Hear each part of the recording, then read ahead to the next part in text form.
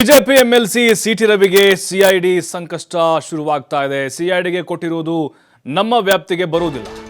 ಹುಬ್ಬಳ್ಳಿಯಲ್ಲಿ ಪರಿಷತ್ ಸಭಾಪತಿ ಬಸವರಾಜ ಹೊರಟ್ಟಿ ಹೇಳಿಕೆಯನ್ನು ಕೊಟ್ಟಿದ್ದಾರೆ. ಸಿಐಡಿಗೆ ಕೊಟ್ಟಿರುವುದಾಗಿ ಗೃಹ ಸಚಿವರು ಇವಾಗ ಹೇಳಿದ್ರು. ಸ್ಥಳ ಮಹಜರು ವಿಚಾರವಾಗಿ ನಾವು ಚರ್ಚೆ ಮಾಡ್ತೇವೆ. ಆ ತರಹದ ವಾತಾವರಣ ಇದ್ರೆ ಅವಕಾಶ ಕೊಡಬೇಕಾಗುತ್ತೆ. ಕಾನೂನು ತಜ್ಞರ ಜೊತೆಗೆ ಚರ್ಚೆ ಮಾಡಲಾಗ್ತಿದೆ ಅಂತ ಸಭಾಪತಿ ಹೊರಟ್ಟಿ ಹೇಳಿದ್ದಾರೆ. ಈಗ ಎಂಎಲ್ಸಿ ಸಿಟಿ ರವಿಗೆ ಸಿಐಡಿ ಶಾಕ್ ಎದುರಾಗ್ತಾ ಇದೆ.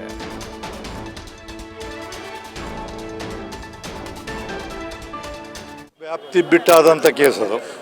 ಸರ್ಕಾರಕ್ಕೆ ಸಂಪೂರ್ಣ ಅಧಿಕಾರ ಇರ್ತದೆ. ಬಟ್ ಆ ವ್ಯಾಪ್ತಿ ನಮಗೆ ಬರೋಂಗಿಲ್ಲ. ಸಿಐಡಿ ನಮ್ಮನ್ನೇನು ಕೇಳಕ್ಕೆ ಬರೋಂಗಿಲ್ಲ.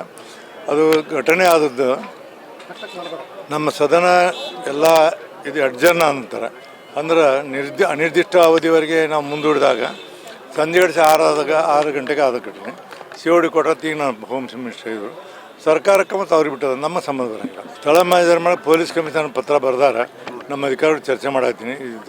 ಚರ್ಚೆ ಮಾಡಿ ಅಂಥದ್ದು ಏನಾದರೂ ಅಂಥ ಪರಿಸ್ಥಿತಿ ನಿರ್ಮಾಣ ಆದ್ರೆ ನಮ್ಮದೇ ಆದಂಥ ನಿಯಮದ ಪ್ರಕಾರ ಕೊಡಬೇಕಾಗುತ್ತೆ. ನಾವು ವಿಚಾರ ಮಾಡಾಕ್ತೀವಿ. ನಾವು ಆಗಲೇ ನಮ್ಮ ಸೆಕ್ರೆಟರಿ ಅವರು, ಅಡ್ವೊಕೇಟ್ ಜನರಲು ಮತ್ತು ಪಾರ್ಲಿಮೆಂಟ್ ಅಫೇರ್ ಸೆಕ್ರೆಟ್ರಿ ಎಲ್ಲ ಚರ್ಚೆ ಮಾಡಾಕತ್ತಾರೆ. ನನಗೆ 2 ಗಂಟೆಗೆ ಹೇಳ್ತಾರೆ. ಅದ್ರ ಮೇಲೆ ನಾವು ತೀರ್ಮಾನ ಮಾಡ್ತೀವಿ.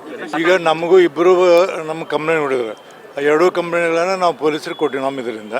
ಮತ್ತು ಈಗೇನು ಸಿಒಡಿ ಕೊಟ್ಟಾರಲ್ಲ, ಅದು ನಮ್ಮ ವ್ಯಾಪ್ತಿ ಬರೋಂಗಿಲ್ಲ. ಅಕಸ್ಮಾತ್ ಆ ಸಿಒಡಿ ಎನ್ಕ್ವೈರಿ ಮಾಡುವಾಗ ಅವ್ರಿಗೇನಾದ್ರು ಪ್ರಾಬ್ಲಮ್ ಆದರೆ ನಾವು ಅದನ್ನು ನನ್ನ ಪರ್ಮಿಷನ್ದ ನಾನು ಚರ್ಚೆ ಮಾಡಿ ಅವ್ರಿಗೆ ನಮ್ಮ ಅಧಿಕಾರಿನ ಕಳಿಸಿ ಒಳಗೆ ಮಜರ್ ಮಾಡಲಿಕ್ಕೆ ಕೊಡಬೇಕಾದಂಥ ಪರಿಸ್ಥಿತಿ ನಿರ್ಮಾಣ ಆಗ್ಬೋದು ಅಂತೇಳಿ ಇ ಡಿ ಜಿ ಅವ್ರು ಹೇಳ್ಯಾರ, ಅಡ್ವೊಕೇಟ್ ಜನರಲ್ ಅವರು. ನಾವು ನೋಡ್ತೀವಿ. ಯಾವುದನ್ನು ನಾ ಹೇಳ್ತೀನಿ, ಯಾವುದೂ ನಮ್ಮ ಕಾನೂನು ಬಿಟ್ಟು ನಾವೇನು ಮಾಡೋದಿಲ್ಲ. ಅದು ನಮ್ಮ ವ್ಯಾಪ್ತಿ ಬಿಟ್ಟಾದಂಥ ಕೇಸ್ ಅದು.